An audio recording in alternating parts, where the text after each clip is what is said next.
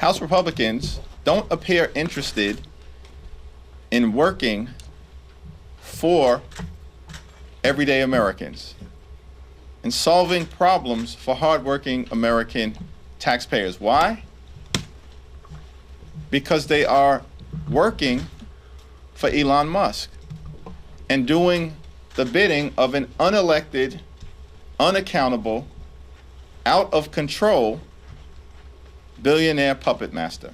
This town to solve problems for hardworking American taxpayers.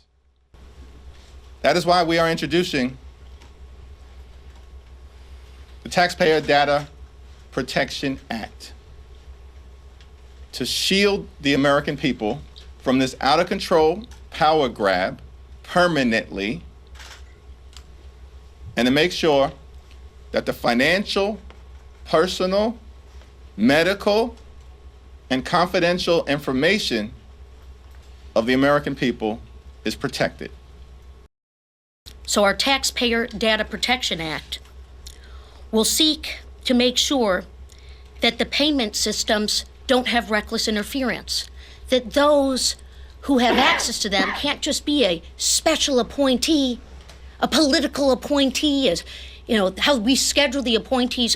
No, it needs to be overseen by someone who has the top security clearance, who has the credentials, who doesn't have the conflict of interest. I'm telling you as a former Treasury person, I mean, I was there during an actual crisis, not a self-inflicted crisis. We need the answer to why he's doing it. We need our legislation. We need this Taxpayer Data Protection Act.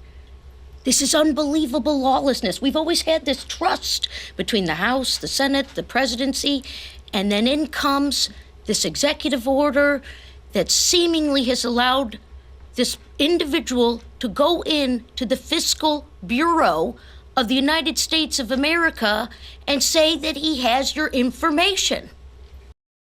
We will introduce legislation. We will move that legislation aggressively.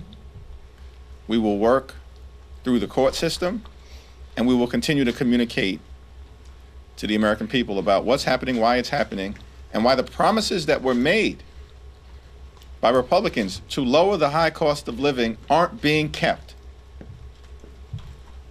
This is day 18 of this new administration.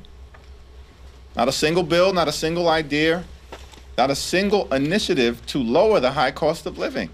Housing costs in America are too high. Childcare costs are too high.